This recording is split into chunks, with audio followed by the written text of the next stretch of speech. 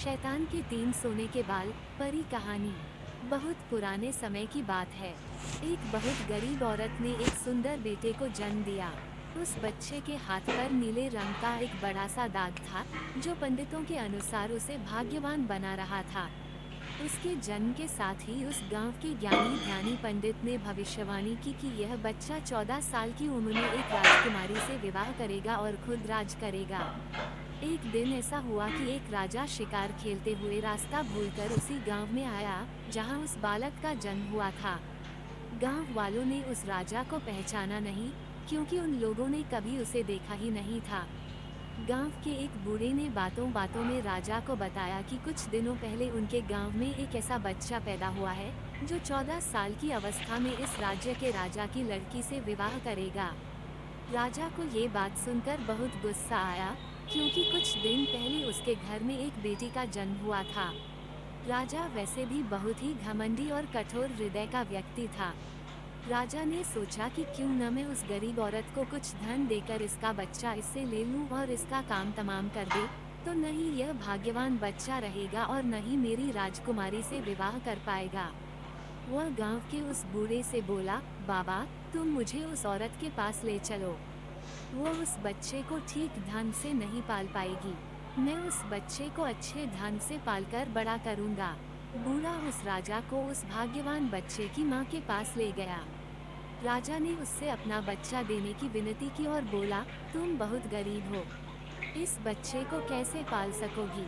ये बच्चा मुझे दे दो, मैं इसे बहुत अच्छी तरह पालूंगा। वो गरीब औरत उसे अपना बच्चा देने से इनकार करती रही। तब राजा ने उसे बहुत सा धन दिया और बोला, इस धन से तुम अपना पेट पालना और जब ये तुम्हारा भाग्यवान बेटा बड़ा हो जाएगा तो खुद ही तुम्हारे पास आ जाएगा। गरीब माँ ने सोचा, चूंकि यह बहुत ही भाग्यशाली बच्चा है, इसलिए यह अमीर आदमी इसे लेने मेरे घर आ पहुँचा है। शायद यही ईश्वर की इच्छा है। बहुत सोच विचार के बाद उस गरीब औरत ने अपना बच्चा राजा को दे दिया। राजा ने उस बच्चे के लिए एक लकड़ी का संदूक खरीदा और उस संदूक में डालकर बहते हुए पानी में छोड़ दिया। उसने सोचा कि दम घुटने से बच्चा इस संदूक के अंदर ही मर जाएगा। वो ये सोचकर मन ही मन बहुत खुश हो रहा था कि उसने अपनी प्यारी सी बेटी को उस अनचाहे पति से बचा लिया। मारने वाले से बचाने वाला बड़ा होता है। यही उस बच्चे के साथ भी हुआ। वो लकड़ी का संदूक बहते बहते एक पंचक्की में जाकर अटक गया। उस पंचक्की पर काम करने वाले नौकर ने जब वो लकड़ी का बक्सा देखा तो बहुत खुश हुआ। उसने सोचा कि उस बक्से में जरूर ढेर सारा धन होगा। उसने पानी में घुसकर इस संदूक को बाहर निकाला। जब उसने संदूक को खोला तो देखा कि गंदे से कपड़े पहने एक बच्चा उसमें सो रहा था। नौकर ने सोचा कि यह बच्चा मेरे किस काम का, क्यों न मैं इस बच्चे को पंचक्की के मालिक के पास ले जाऊं। वो जरूर इसे अपने पास रख लेगा, क्योंकि उसका अपना कोई बच्चा नहीं है। ऐसा सोचकर वह नौकर उस बच्चे को अपने मालिक के पास ले गया।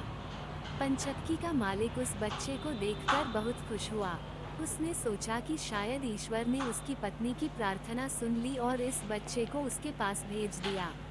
उन दोनों पति पत्नी ने बड़े प्यार और लगन से उस बच्चे को पालना शुरू किया। जैसे जैसे कह बच्चा बड़ा होता गया, उसके चेहरे पर तेज आता गया। उसे कोई भी देखता तो देखता ही रह जाता। एक दिन एक घटना ऐसी घटी, जिसने उस बच्चे के जन्म के समय की भविष्यवाणी को सच्चा सिद्ध कर दिया। राजा किसी काम से उसी रास्ते से बाहर जा रहा था, जिस रास्ते पर वह पंचक्की थी। रास्ते में अचानक बहुत बड़ा तूफान आ गया, तो राजा को उसी पंचक्की के पास रुकना पड़ा। राजा ने उस सुंदर से युवक को दुकान पर बैठे देखा तो उस पंचक्की के मालिक से पूछा, क्या ये तुम्हारा बेटा है? ये तो बहुत ही सुंदर है। चक्की का मालिक बोला, यह मेरा बेटा ही है, क्योंकि हमने ही इसे पाल पोस कर बड़ा किया है। आज से करीब 14 साल पहले ये बच्चा हमें एक लकड़ी के संदूक में मिला था।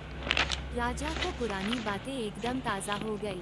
उसे चक्की के मालिक की बात सुनकर बहुत आश्चर्य हुआ कि वह बच्चा, जिसे वह अब तक मरा हुआ समझ रहा था, अभी तक जिंदा है। उसने उस लड़के को खत्म करने की तरकीब फिर सोची। वह पंचक्की के मालिक से बोला, क्या आप इस लड़के को मेरा एक काम करने की आज्ञा दे सकते हैं? मैं रानी के पास एक पत्र भिजवाना चाहता हूँ। ये पत्र बहुत ही जरूरी है। मैं इस काम के लिए इसे सोने के 2 सिक्के दूंगा। लड़के ने फौरन हाँ कर दी और चक्की का मालिक भी उसे भेजने के लिए तैयार हो गया।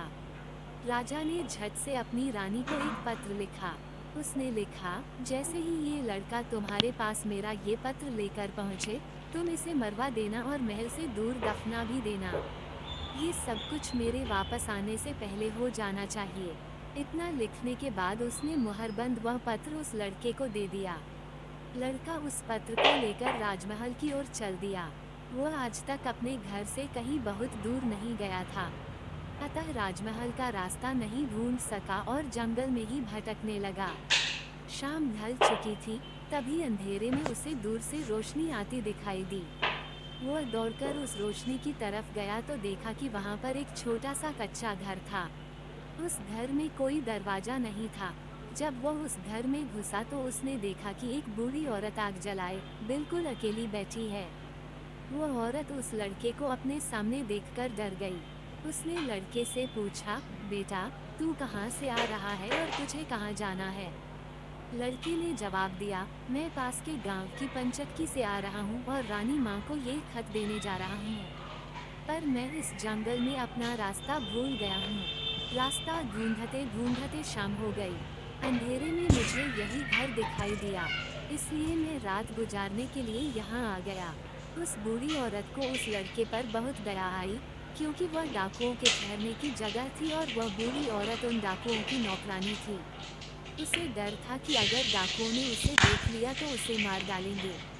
लड़के को ये जानकर पहले तो कुछ डर लगा कि वह डाकुओं के घर में घुस गया है, पर अंधेरे में कहीं और जाना भी आसान काम नहीं था और दिन भर चलते रहने के कारण वह बहुत थक चुका था, तो उसे बहुत जोरों की नींद आ रही थी। वो उस बुढ़िया के कहने पर घर के एक कोने में चुपचाप जमीन पर सो गया।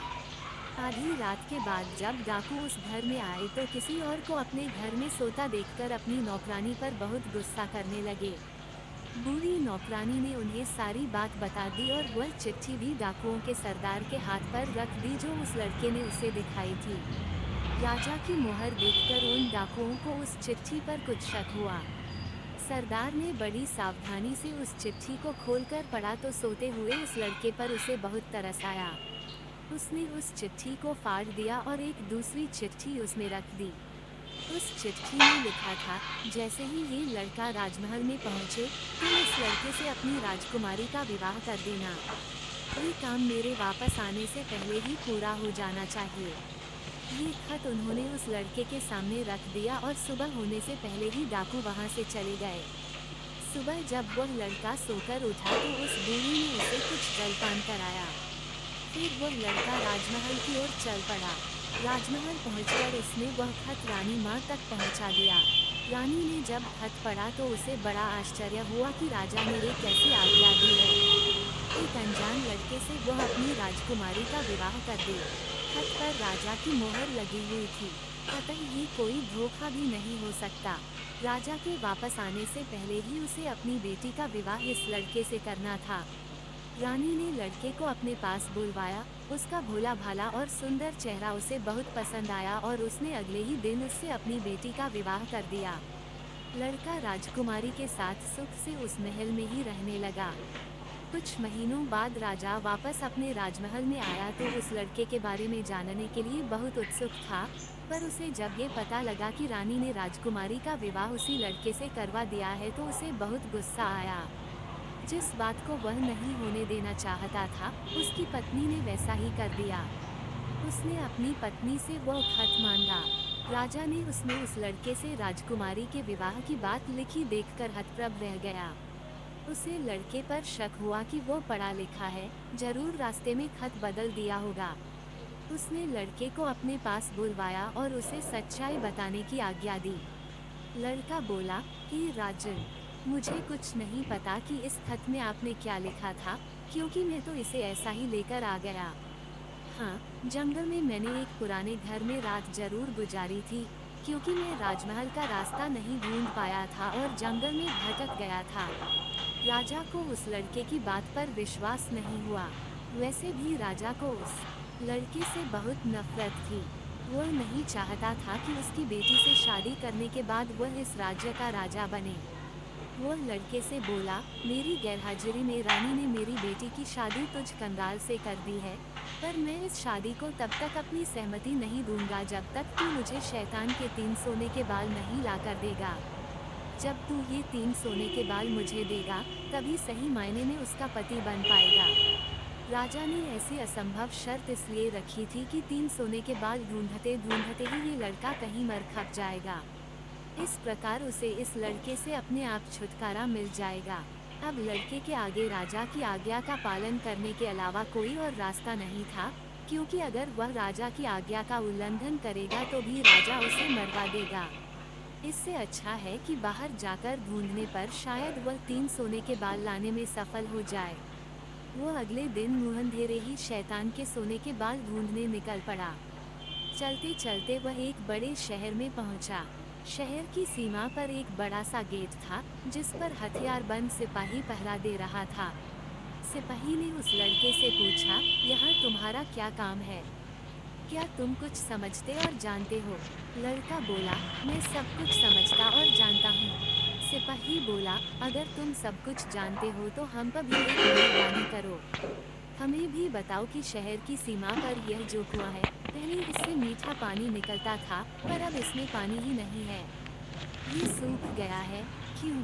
लड़का बोला, अभी तुम थोड़ा सब्र करो। जब मैं अपना काम खत्म करके वापस आऊंगा तो तुम्हें बताऊंगा। इतना कहकर वह गेट से निकलकर आगे गया।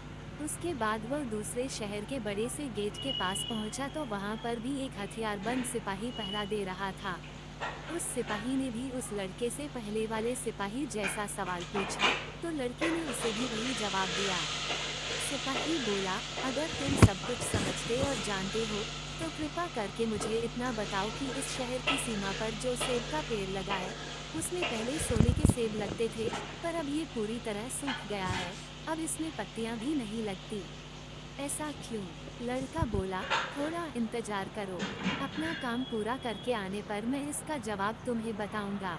इतना कहकर वह आगे चल दिया और चलते चलते तीसरे शहर की सीमा पर पहुंचा, तो वहां पर एक बड़ी सी नदी थी, जिसमें एक छोटी सी नाव थी और एक नाविक उस पर बैठा था। नाविक ने उससे पूछा, तुम यहाँ क्यों आए हो और यहाँ के बारे में क्या समझते जानते हो? लड़का बोला, मैं सब कुछ जानता हूँ। नाविक बोला, अगर तुम सब कुछ समझते और जानते हो तो कृपा करके मुझे बताओ कि आने जाने के इस काम से मुझे छुटकारा कैसे मिलेगा। लड़का बोला, इस सवाल का जवाब मेरे वापस आने पर तुम्हें जरूर मिलेगा, पर पहले तुम मुझे नदी पार करवाओ। नाविक ने उसे अपनी नाव पर बैठाकर दूसरे किनारे पर छोड़ दिया।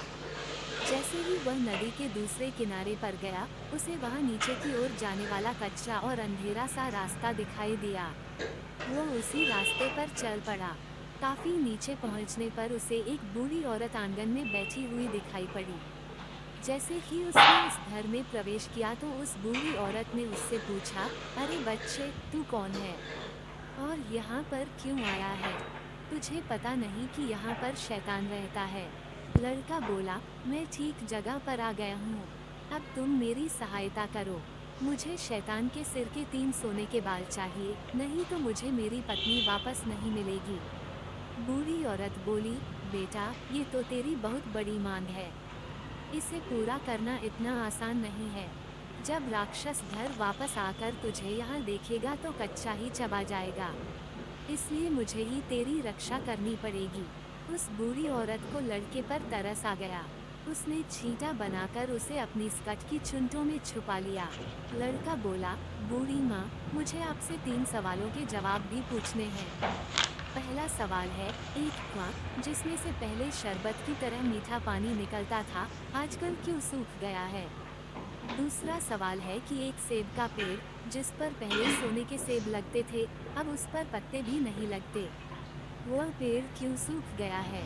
तीसरा सवाल है कि एक नाविक को क्यों हमेशा इधर से उधर जाना पड़ता है, उसे इससे छुटकारा क्यों नहीं मिलता?